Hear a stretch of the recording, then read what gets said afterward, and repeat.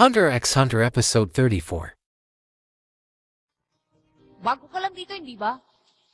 Ang pangalan ko po ay Canary, Master Killua.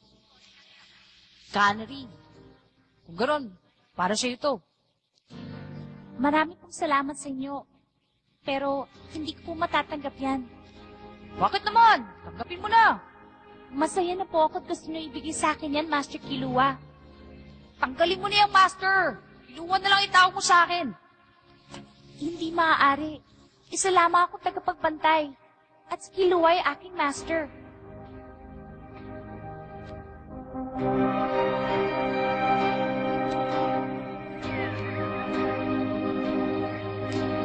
Isa lang ako tagapagbantay. Tagapagbantay.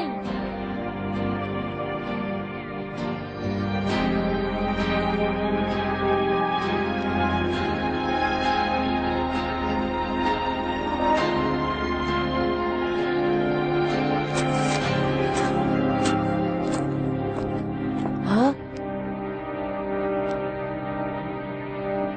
Sino ka?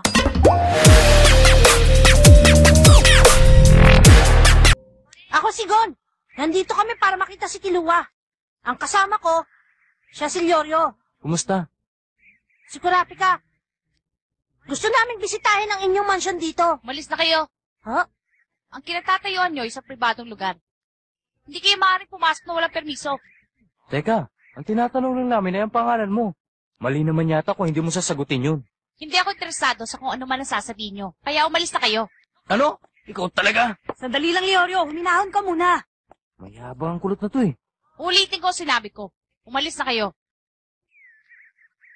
Ito ay pribadong pag-aari ng pamilya ng Zordic. Hindi kayo maaaring pumasok na walang permiso. Tinawagan ko na sila. At nalampasan na rin namin tatlo ang pintuan ng pagsubok. Itinuro rin sa amin ni Ginoong Zeburo at Ginoong Sikwat ang aming dadaanan. Pero wala pa rin kayo permiso mula sa aming kusina. Kung ganon, saan ako maaari kumuha ng permiso? Sinabi ko ng kaibigan ako ni Killua, pero hindi sila naniwala. Pasensya na, hindi ko rin alam eh. Ha? Wala pang taong pinayagan na pumasok dito. Kung ganon, papasok kami ng walang permiso. Mahirap mang isipin. Pwede mo subukan. Bahala kayo kung ayaw nyo magpapigil. Kapag lumampas kayo sa guhit na yan, baka ito na ang maging katapusan na inyong buhay. Gon. Akong bahala sa kanya.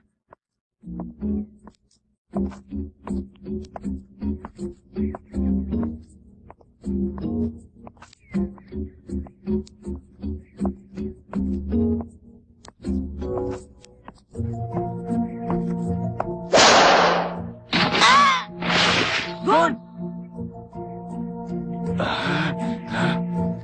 Bakit mo ginawa yun? Bakit ko ginawa yon? Pinalaan ko kayo eh. Hindi kayo maaaring lumampas sa guhit. Sinasabi mo bang hindi ka pwedeng sisihin sa lahat ng gagawin mo? Maraming beses ko na kayong pinigilan. Mayabang ka! Huwag, Leorio! Hindi mo kami mapipigilan! Ah!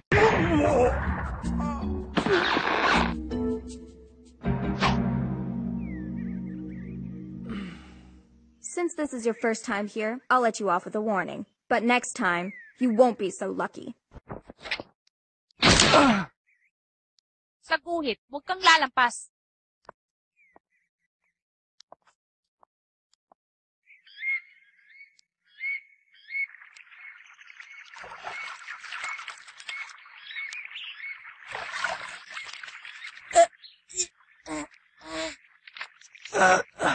Ang sakit nun ah. Aray. Pinigilan na nga kita, sumugod ka pa. Oo na, hindi kasi ako pasensyoso katulad mo eh. Gon, sa nakita ko doon sa babae yun, kinokontrol pa niya ang kanyang lakas. Oh, siguradong wala pa yan sa kalahati ng kanyang tunay na lakas.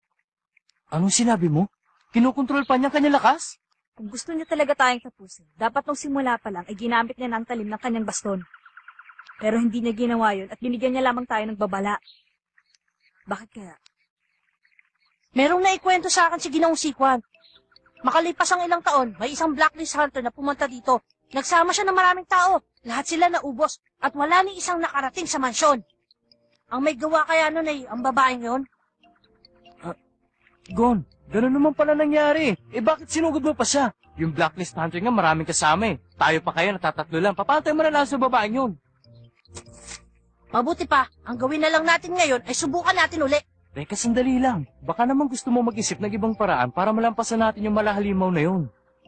Mas mabuti pa siguro kung tumalo na lang tayo dyan sa bakod na nakaharang. Wag mong gagawin yan. Ha? Dahil delikadong iniisip mong yan, Leorio, kapag hindi tayo sumunod sa mga patakaran na ibinigay ng pamilyang Zordi, nasisiguro kung pararatangan nila tayo ng malupit na kaparusahan. Mukha kang masyadong tahimik, pero walang nakakaalam kung anong naghihintay sa atin sa likod ng bakod na yan. Kaya mabuti pa, balikan na lang natin yung babae kanina. Pasensya na kayo, hindi ako nag-isip eh. Tama siya, kaya ito ang daan na itinuro sa atin ni Ginoong Zeburo. Maliwanag na. Ano, may naisip ka na bang ideya? Teka. Ang mabuti pa nga siguro ay balikan na lang muna natin yung babae nyo, tapos doon na tayo mag-isip kung anong gagawin natin. Ay, sige, tayo na. Wag. Hindi mo dapat ibigay sa akin yan. Hindi ko matatanggap yan. Patawarin mo sana ako.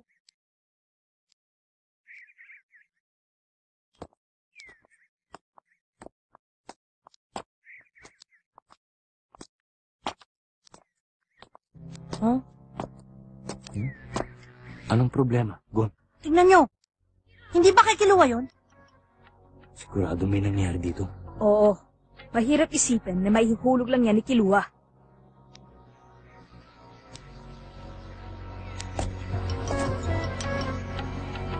Nagbalik pa kayo dito para muling masaktan? Nagkakamali ka dyan. Miss, wala kaming balak na makipaglaban sa'yo. Ang gusto lang namin ay makita si Kiluwa. Maaaring hindi ka maniwala sa amin, pero talagang mga kaibigan kami ni Kilua. Kami ang mga kasama niya doon sa Hunter exam. Wala akong pakialam. Kahit ano pa ang dahilan ng pagpunta niyo dito, wala akong pakialam.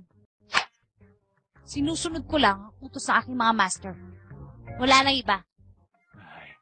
Kung gano'n ang ibig mong sabihin, wala ka palang pinagkaiba dun sa naunang bantay na si Mike. Tama ka. Ha? Paano na to ngayon?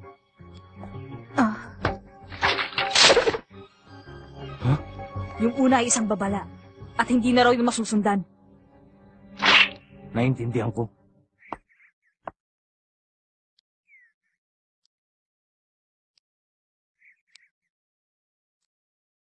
Ang skateboard na yun, kay Kiluwa yun, hindi ba? Oo, Sabihin mo sa akin kung bakit nandyan yan. ibinigay yan sa akin ni Master Kilua. Ibinigay sa'yo?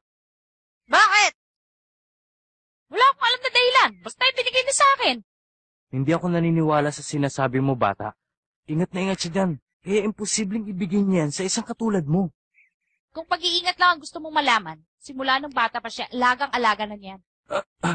Tumigil ka na! Basta ang malagay, alam ko na mahal niya ang skateboard na yan. Kaya talagang hindi mo ko mapapaniwala sa sinasabi mong basta niya na lang ibinigay sa yan. Ang gusto lang namin ay makalampas dito. Kaya mabuti pa, umalis ka na sa aming dadaanan. Pero makinig ka. Kung sakaling may nangyari masama sa kaibigan namin si Kilua, kaya niyan ihulog sa lugar na ito ang pinakaiingatan niya skateboard. Sana naman ay wala kang kinalaman. Kung hindi, Anong gagawin mo? baka hindi namin mapigilan ang aming sarili. Sa pagkakataong ito, baka hindi ka na rin namin mapagbigyan. Sandali lang. Talaga bang ibinigay sa'yo ni Kiluwa ang skateboard na yan? Totoo. Talaga? Kung ayaw mong maniwala, hindi kita pipiliting maniwala sa akin. Pwede ko bang malaman kung hindi ka nagsisinungaling? Malalaman mo? Ano naman ang gagawin mo para malaman? Gagawin ko to.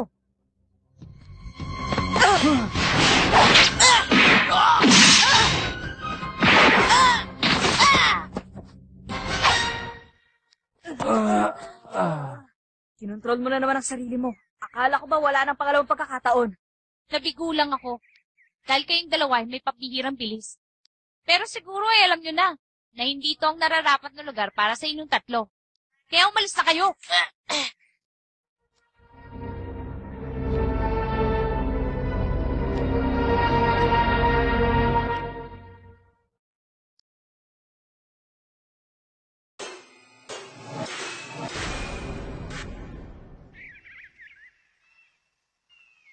Totoo nga.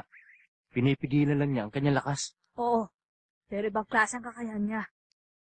Ang ipinagtataka ko ay kung paano niya nakakayanang pigilan ang kanyang sarili. Kung malalaman ko lang, Makakayanan natin siya lampasan. tama ka. Pero, kakayanin naman kaya natin yun. Tingnan mo mukha niya, parang walang puso. Kung masasabi mo yan sa pamamagitan ng kanyang itsura, hindi na sana ako nagtataka ngayon kung bakit gusto mo maging isang hunter, Leorio. Leorio, kurapit ka. Huwag na muna kayo makialam. Ako nang bahala dito. Go on.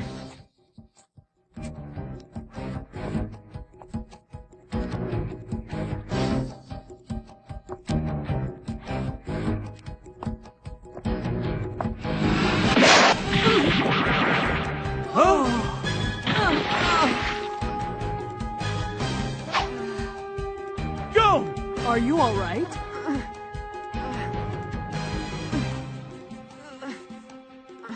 I'm fine. What's with her? She'll attack a defenseless person without even batting an eyelash. It's just not right. Even though I'm no match for her, I'll fight her with everything I've got.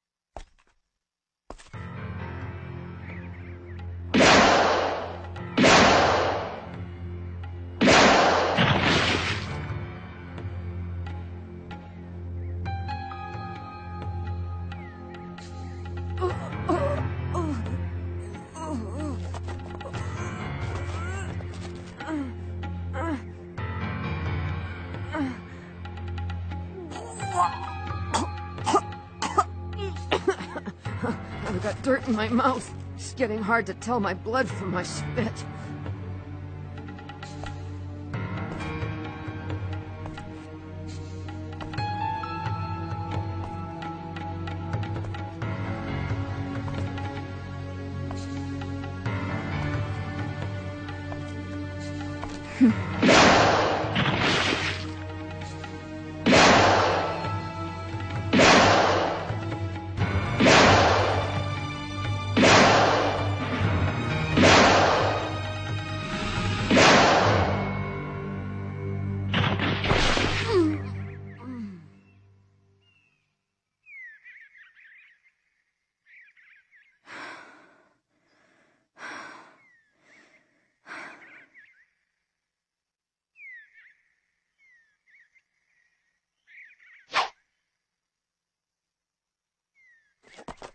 Huh?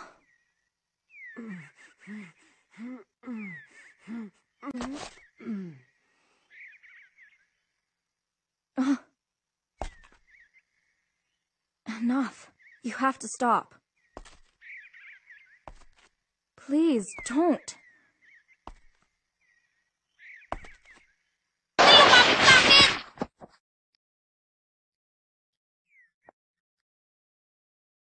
Tama na! Alam mo nang wala kang magagawa. Hindi kita papayagan. Hindi ka makakalampas sa guhit na to. Imposible! O kayong dalawa, pigilan niyo ang kaibigan niyo. Sige na!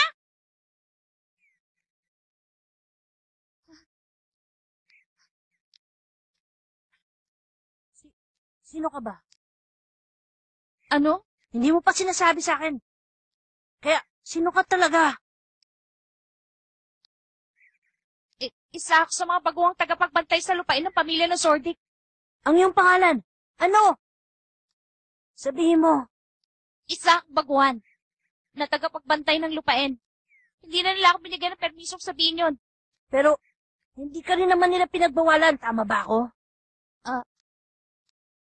Uulitin ko sa'yo ang tanong ko. Anong yung pangalan? Canary. Ganun pala. Ang pangalan mo pala talaga ay Canary. Sinagot ko na ang tanong mo. Sige na, umalis na kayo. Binibining Canary. Ano? Pumunta kami dito para makita si Killua. Maaari mo ba kaming pagbigyan na dumaan? Si Master Killua ay isa sa pinaka-importanting anak ng pamilya ng Zordic. Hindi siya maaaring makita ng isang ordinaryong tao basta-basta. At isa pa, ang taong katulad mo ay walang karapatang makipagkaibigan sa isang katulad ni Master Killua. Hindi mo kailangan ng karapatan para makipagkaibigan. Kagaya ng sinabi ko sa kuya ni Killua, hindi mo kailangan ng karapatan. Hindi totoo yan! Wala akong alam sa kabilang mundo. Pero sa loob ng bakurang ito, hindi ka maaaring magsalita ng ganyan. Ang lahat ng tao ay may kanya-kanyang posisyon. Merong lugar na hindi ka maaaring pumunta. Kaya ako nagbabantay dito. Hindi ka pwedeng basta-basta na lamang papasok sa ibang bahay magbibigay ng iyong opinyon. Iyan ang batas sa mundong ito.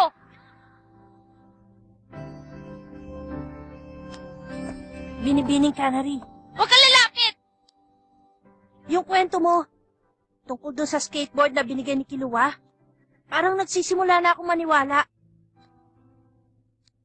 Kung ganon, ikaw ay kaibigan ka rin ni Killua, hindi ba? Dahil kaibigan ka ni Killua, nararamdaman mo na kaming tatlo ay kaibigan niya rin. Kaya kinokontrol mo ang iyong lakas. Hindi totoo yan. Kailanman, hindi ako naging kaibigan ni Master Killua. Hindi lang yun. Ang skateboard na yan hindi talaga binigay sa akin ni Master Killua. Nung oras na yun,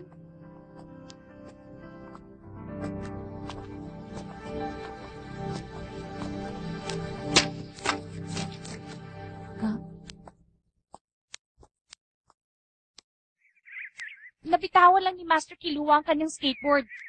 Inisip ko lang na ibinigay niya sa akin. Dahil isa lang akong baguhan na tagapagbantay. Hindi ko maaaring gawin kahit sa isip lang na maging kaibigan ng aking master. Dahil magkaiba ang antas ng iyong buhay? Oo. Ako ay kapareho lang ni Mike. Nabubuhay lang ako para sundin ang pinag-uutos ng aking master. Yun ang dahilan. Sino? Ako. Ha? Ang pangalan ko ay Gon Fritz. Kaibigan ako ni Killua. Ang dahilan ng pagpunta ko dito ay para makita siya. Ikaw? Ako ay isang tagapagbantay sa lupain ng pamilya ng Zordic. Ikaw ay si Binibining Canary. Ha? Kahit na ikaw ay tagapagbantay, ang pangalan mo ay Binibining Canary. Nilagay mo ang guhit na yan dahil ikaw ay tagapagbantay lamang. Pero alam kong kahit ikaw ay hindi pa rin nakakalampas sa linyang yan. Bakit kailangan mo ipagpilitan ang ganyang ideya? Dahil yan ang patakaran dito sa loob. Yan ang patakaran? Oo! Paano na si Killua? Ano? Dahil yun ang patakaran. Sinabi ba sa'yo ni Killua na hindi kanya pwedeng maging kaibigan dahil tagapagbantay ka lamang?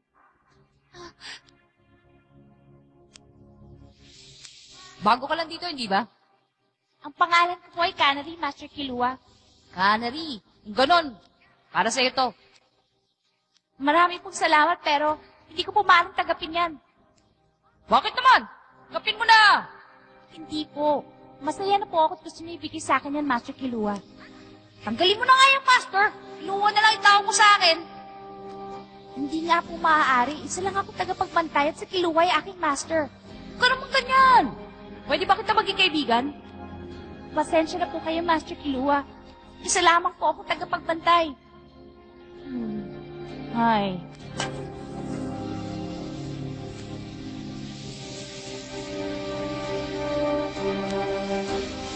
Patawarin niyo po ako, Master Killua. Si Master Killua, napakabait niya makipag-usap sa akin. Pero, binaliwala kong alok niya makipagkaibigan sa akin.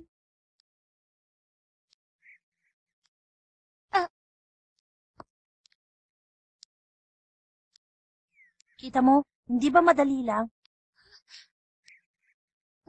Malaki ang pinagkaiba ninyo ni Mike. Kahit anong pilit pang gawin mo sa sarili mo, meron ka pa rin puso.